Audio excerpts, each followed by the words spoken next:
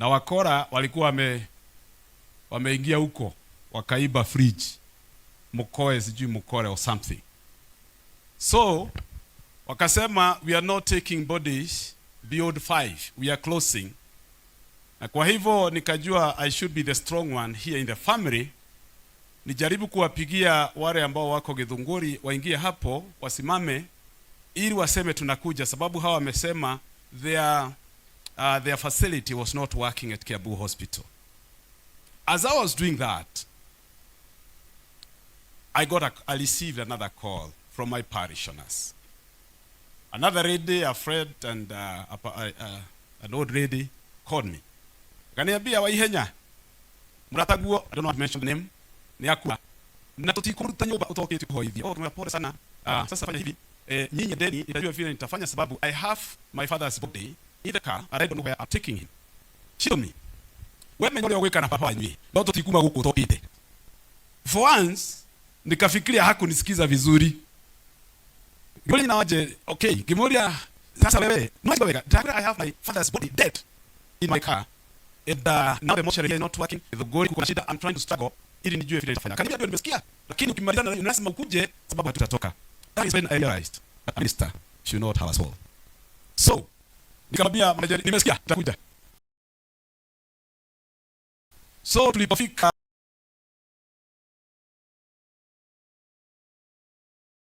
pale kwa mkoa na nilikuwa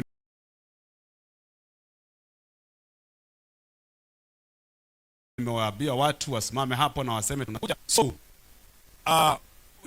wakati tu niliona baba ameingizwa na kuna watu wa magari hapa, nikaingia kwa gari, nikakimbia mpaka Remuru, nikaobesha hiyo familia, na hata hawakuniuliza kwa kutwara thoguo. Nobody asked me, but they told me, remember, so it was a painful moment for me in Jesus, kupata pumziko la ukweli katika Yesu. Na tumesoma kutoka kitabu cha Ibrania, na kitabu cha Ibrania ni moja ambacho hata kama tunaambiwa kiliandikwa na Paulo, lakini wana theolojia jambo moja wanadhania kwamba hatujui kwa hakika nani aliandika kitabu cha Ibrania. Lakini baada tuseme kiliandikwa, tuko nacho. Na yule ambaye aliandika akaongea juu ya pumziko ambalo tunapata kitii tukifuata njia za Mungu. Wakati Mungu alipoumba dunia na akatengeneza shamba Eden, alinuia ya kwamba shamba la Eden ikawa mahali pa mapumziko.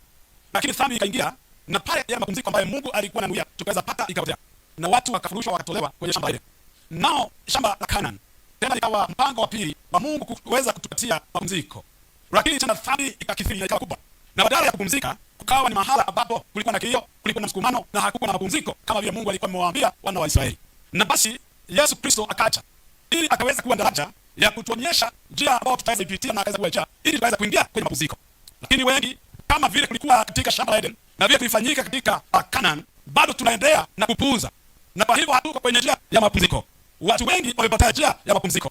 Kama vile tunakuja kusema na kumwambia Mungu asante sababu ya ushuhuda wa mama wetu ambaye tunamjua na ambaye hakika tunasema ameingia kwenye mapumziko. Lakini huenda tunataka kumzidisha mama wetu na kusema na kumwambia Mungu asante. Lakini swali, je, wewe unajua njia ya mapumziko? Je, wewe mkondo ambao umeuchukua mkondo wa mapumziko ama ni mkondo wa dhiki? Ili kwamba kusiwe leo tuachanapo na mama ni kuachana daima na dawana. Ni kwa sababu wewe hukuweza kutambua na kujua mambo ya mapumziko ya Mungu kupitia kwa Yesu Kristo. Na hayo ndio maneno ambayo yameandikwa kwenye kitabu cha Ibrania, ya kwamba zote tukaweza tabua ya kwamba kuna mapumziko, lakini wewe ukachukua njia ya kuelekea hapa ni wapi? Jehuru. Lakini wewe watabia ya kwamba na haiwezekani. Ni lazima ukachukua njia ambayo inaelekea mahala unaongea juu yake. Maana Wakristo wengi ni kama hawa ambao wanaambiwa na wakumbushwa katika kitabu cha Ibrania. Maana njia ambayo umeichukua sio njia ya mapumziko. Wengi wamechukua njia ya udini, ya kwamba wao wafikiria kwamba sababu mimi ni Presbyterian sawa, hiyo ndio njia ya mapumziko. Waebrania wanatuambia hakuna nyingine isipokuwa kuwa na uhusiano na kumjua Kristo ambaye ndiye njia na hakuna nyingine. Na kuweza kushika na kuweza kumkubalisha katika moyo wako. Hakuna nyingine. Dini haiwezi kawa njia. Lakini lazima wewe ukaweza jua, je, sababu niko na hii, niko kwa takani. Wengi tuko kwa njia potofu, lakini bado tunajigamba na tunakaa kana kwamba tuko kwenye njia ya mapumziko. Waebrania wanatukumbusha na kuelezea vizuri sana yale mambo ambayo yanakufanya tukapotea na tukawa watu ambao hawawezi pata mapumziko katika Bwana. Yale mambo na zile njia ambazo tumezichukua. Na mara mingi tunajiangalia na tunaona kana kwamba sawa. Sababu kwa ikiwa mahala nipo sitagani sana, lakini naona cheo langu katika kanisa likaweza kunichanganya.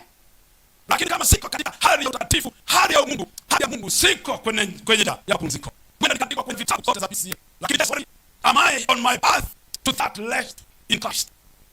Wengi wametukua mambo mengi, masomo na elimu, fedha na ukubwa. Je, are you on that path of attaining that rest in Christ?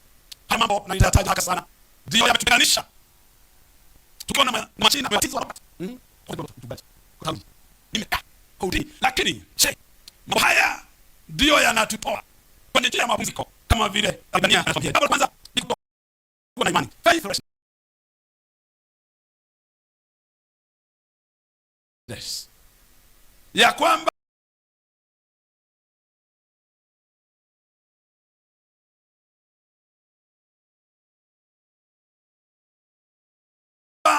wengi wako kanisani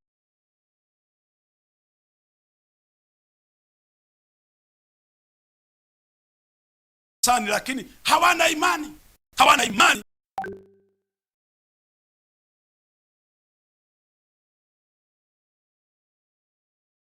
kabisa. Can we separate religion from our faith? Can we get to know that we need to be deep in faith so that we may enjoy the rest? We must be deep in faith. Ya kwamba unajua unaweza kaa kanisani na usisikize roho wa Mungu. You know that is very unfortunate. Na ubadilishwe cheo zote, but you have never had the instructions of the Holy Spirit. That is a tragedy of the Christianity today, that most of us, they do not even know what they are called to obey. And those who have heard, they have chosen to disobey. That is a tragedy. Mimi nikiwa kiongozi wa kanisa, je, am I obedient to the Holy Spirit of God? Do I? Are you obedient to the ways of the cross? Are you obedient to the ways of righteousness? Are you obedient to the ways of God? Are you? Jambo la tatu ni ya kwamba ni kutokuwa, or rather ni kuwa na uongo, the spirit of untruthfulness. Na Mungu anasema wazi wazi, there are three things, yes, four, which I hate: a tongue which speaks lies, a deceitful tongue. And by the way, tujue ya kwamba lugha ya shetani ni gani, mchungaji? Ni uongo. Kama unaongea uongo, unaongea lugha ya babako shetani. And you cannot purport to know the rest of God when you are not truthful. Whether I am the SG, whether you are the whoever, whether you are whoever, na majina makubwa makubwa, haijalishi. But the Lord is calling us to his rest. And the path to his rest is truthfulness. When I went to Honorable Kanini's home for maombolezo, by the way, alinisukuma sababu anajua saa hii I'm supposed to be in a meeting in Nairobi. Sasa ile kazi umenifanisha hapa ya kujaribu kupanga watu waende waniakilishe, na bado nitapigwa, lakini nitasema ni wewe. So ile jambo mheshimiwa alisema ni ya kwamba we are aligned to our mother's faith. We are aligned. And she said our mom was a truthful mother. This is the assurance. And every time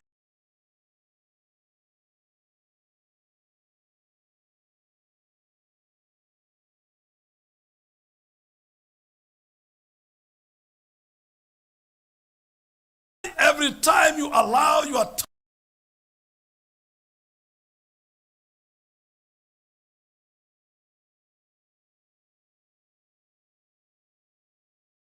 tongue to utter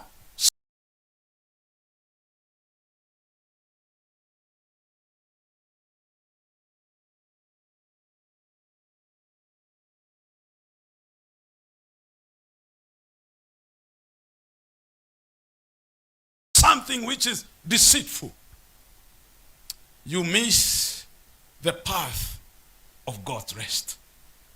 You miss it. You miss it. And that is why the Lord is calling us to be truthful in our talking, in our doings. Let us be truthful. Jambo la nne ni ya kwamba tunakosa njia ya palms like a lightning, lakini tunapuuza tu, hatujari na tunasema haijalishi, hiyo ni ya kesho.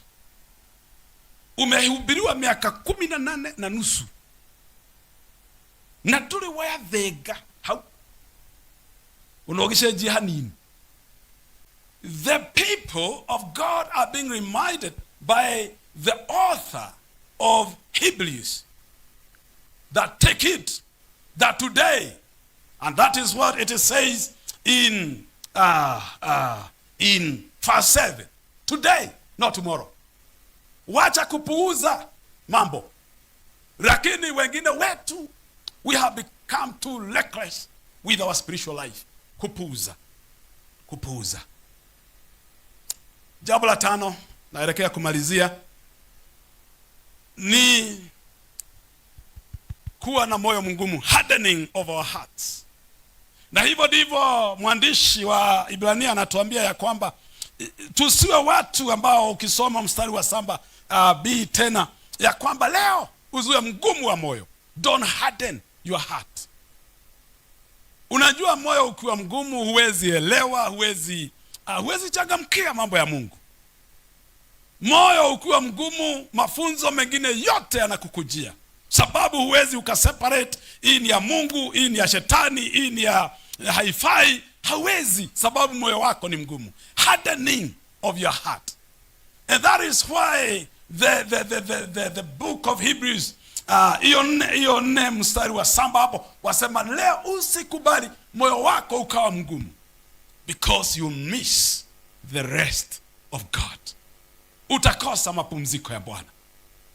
To all of us, if our mom was to stand and tell us the last word, I'm sure hata kama hatukuwa tuwajuana, angetuambia msipuuze. 2, don't harden your heart.